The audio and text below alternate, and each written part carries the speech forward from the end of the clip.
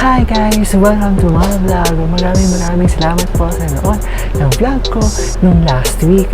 At ngayon, ang makakasama naman natin ay taong nagpusigil sa buhay para maabot ang kanyang malaking pangarap. Paano nga ba niya ito nalagpasan? Narito, panoorin natin lahat. Ayan, magandang umaga sa inyo lahat. So, nakasama natin ngayon ay si Joms Sabeñano. So, si Joms ay naging classmate ko nung first year college. Ayan. Ngayon, hello, Joms. Hi, Tim.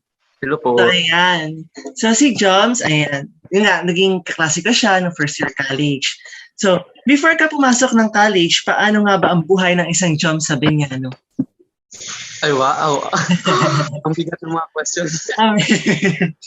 So, way back high school, Tim, before ako nag-enter ng college, nag-stop ako for the reason na makapag-save ng money for my schooling. Yeah. Kasi, syempre, galing ako sa walang perang pamilya. So, nag-try ako maghanap ng mga work na alam ko makakatulong sa akin para makapag-save ng money. And to be lucky naman, I got job from different offices like sa City Hall, nag-apply ako ng summer job for 2 months ba yun. Then after that, nakapasok din ako sa isang school as a school clerk sa Central School, good for 2 years. And from that years, nakapag-save din ako kahit paano. Then to be lucky, doon sa school na pinagtrabahuan ko doon sa Gainsa, may tumulong sa akin doon na isang teacher para makapag-in sa university na pinasokan ko, which is doon ako nakapag-graduate. Mm-hmm. So, yun ang ko life before ako mag-enter ng college. So, paano ka nakapasok bilang scholar sa yung pinapasok natin college noon? Ayan, nag-school tayo sa USI. So, syempre, USI, isa sa mga sinasabi na rin mahal na university sa Naga City. Mm-hmm. So, ayan, dahil nga dun sa isang teacher dun sa pinagtrabawan ko sa Gainsa, so sabi niya, dun sa USI daw, nag-go-offer ng mga scholarship. So, I try any scholarship na possible sa akin. So, I try mag-entrance exam. Then, base dun sa entrance exam, hindi ako nakapasa para sa ibang scholarship. Pumunta ko directly dun sa office ng mga sisters. Doon nagtanong ako kung pwedeng maging working student kasi may narinig na ako na pwede daw mag-working student doon. So yun, I apply as Marilac grantee. So that in year 2013, May 6 ako na in sa USI as working student. Okay. So, ikwento mo yung naging journey mo bilang isang working student sa USI nga. Paano mo nababalanse ang pag-aaral?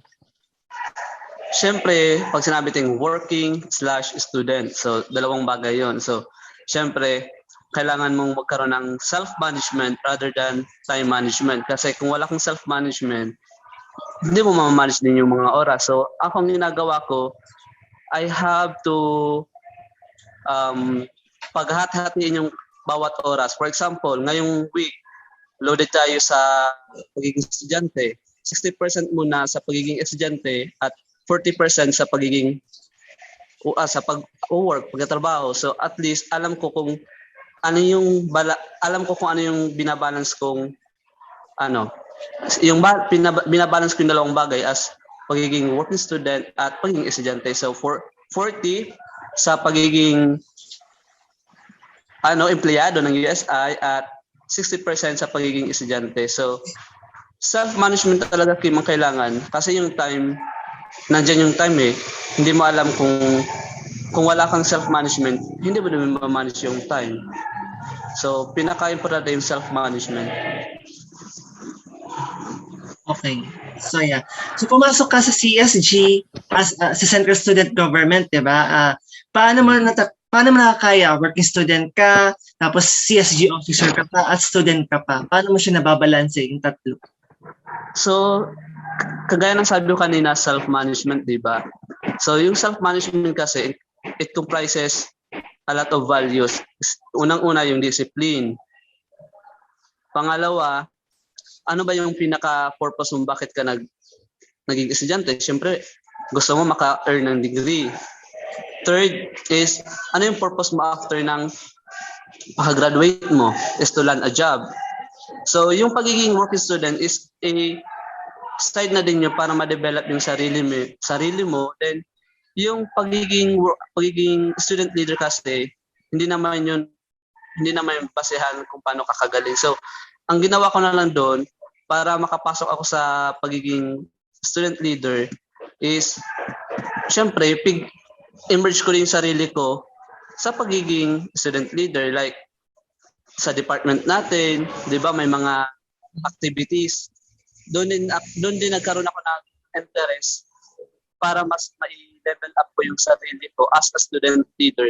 Kasi gusto kong tingnan lang mga ibang estudyante yung mga working student, di ba, sa USI minsan, tingin nila sa mga working student, hindi naman sa pag-judge, akala nila ganito, ganyan. So, syempre, gusto ko din ma-lift up yung values or yung moral values ng mga working student na hindi lang kami pang working student leader din kami na kaya din makapag-lead, then kaya din namin makapag-boost up ng confidence ng mga katulad namin na yung konti yung boses sa student government. So kaya nung dumating yung opportunity na magkaroon ng representative yung mga working student, pigrab ko yun under the leadership of Mr. Guerrero ba yun?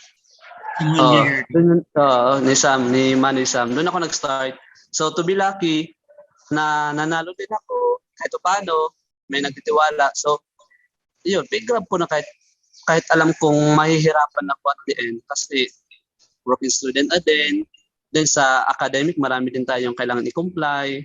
Then lalo na sa pagiging student leader, kailangan mo din yung stamina, yung self-discipline mo din, kailangan malakas din. Kasi kung hindi malakas yung stamina mo, hindi mo magagawa yung mga task na ibibigay sa'yo. So 5 years mong pag-aaral sa USI, na naging work student ka nga, dumating ba sa time na gusto mo nang sumuko?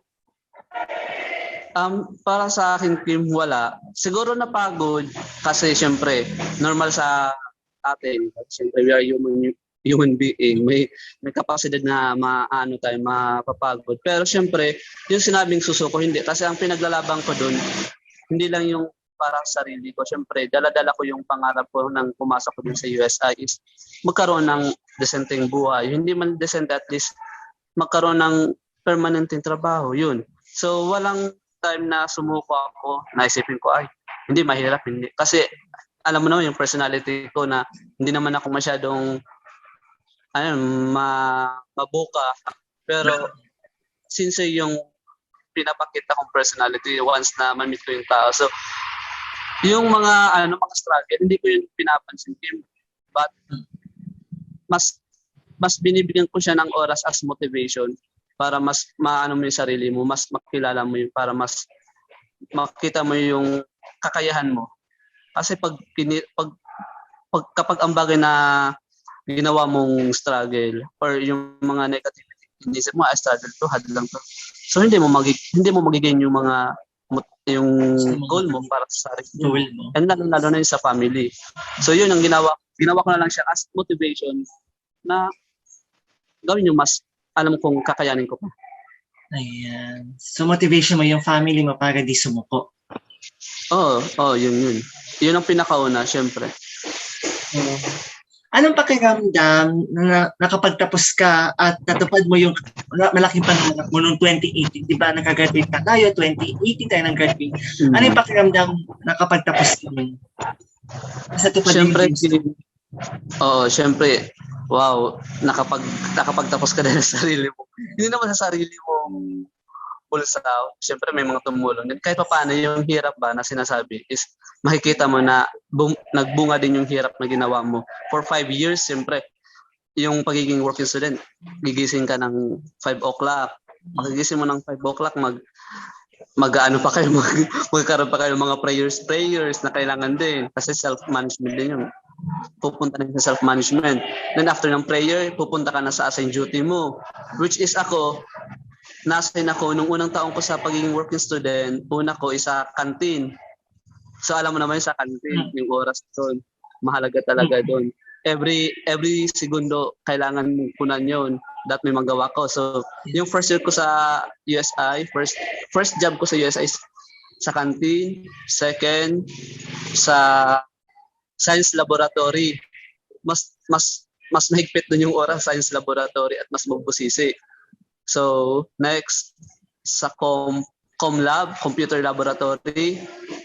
Then after computer laboratory, na-assign ako sa Marilac Grande Kitchen, which is magma-market ako ng mga pagkain namin. Magpapagit ako ng mga pagkain namin. So that time, yung binabudgetan ko is nasa 60 kaming working student na intern.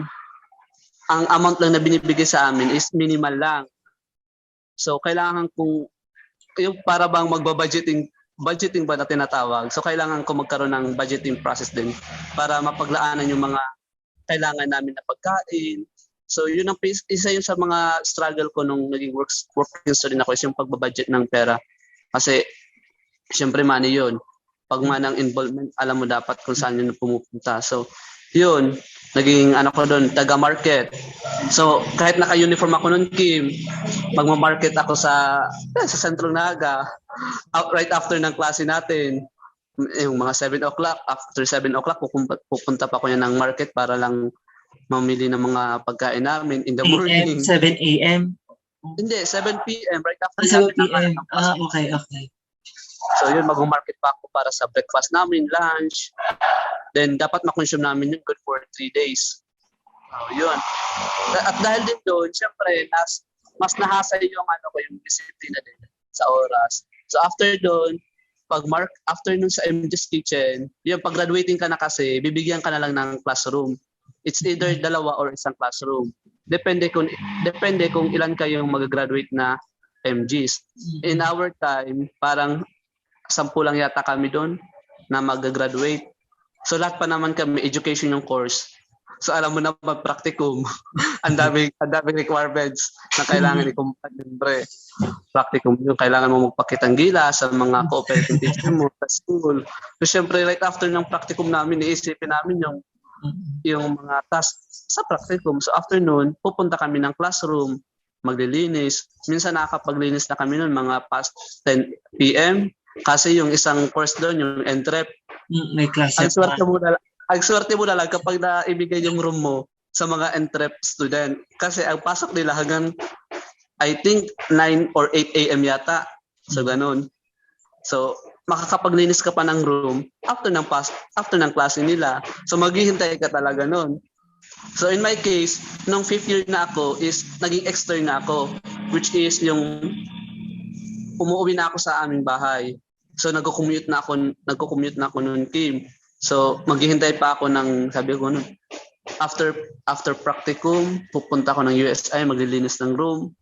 Then maghihintay ako ng matapos yung pasok ng isang room na yun kasi entrep nga yung gumagamit. So, nakauwi ako ng team sa amin is around 10 p.m. na din. Which is yung napagsasakayan kong jeep, last trip na yun. Lagi ako nakakapag last trip. And minsan, pag wala ng sasakyan, no choice, maghintay ako ng mga pang 11 or 12. Yung sa may San Francisco Church, may tricycle kasi doon. So doon ako maghihintay na ng 11 to 12. Minsan nakaka-uwi na ako sa bahay, 11:30, ganun.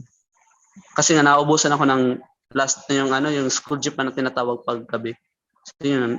So yung struggle ko noon nang nakapag-graduate ako, sobrang yung sabing happiness, yung cloud9 na tinatawag, yun mararanasan yung cloud9 na yun. Kasi from first year to fourth year, so madami kang struggle na napagdaanan. But sinabi ko nga yung struggle is a motivation. So marami kang motivation na napagdaanan. So nakapag-graduate ka, syempre sino ba naman yung hindi makakapag-express ng happiness or makakaranas ng happiness kapag ganun nangyari sa buhay mo. So yun, Kim, sobrang saya kasi yun nga, nakapagtapos ako, yung bit-bit ko lang yung pangarap ko para sa pamilya ko, natupad ko na sa 5 taon sa pagiging working student leader, yun, sobrang happy. walang explanation yung happiness, basta happy ako. Tapos ngayon, isa ka ng Joms Saveniano. Yeah! Kaya ano na may kung saan ba may binubuo ng pangalan para sa Yes. profession na nataputan ko. Yes. Yeah. So, ano ang mensahe mo sa mga kabataan na may malaking pangarap sa buhay? Mensahe ko sa kanila, lagi nilang isipin yung motivation nila, yung pangarap nila, kasi yung pangarap talagang walang makakapag-achieve yung kundi yung sarili mo lang. So yung pangarap na yung gawin mo siyang as your motivation talaga, wag mong susukuan. Kasi ako in my age game 28 na ako, so nakapag-aral ako ng college is mag-turn ako ng 21. So kayo, yung mga classmate ko is mga 17, 18, Hindi ako. mga ganon. So, Hindi ako ganun. College ako 22.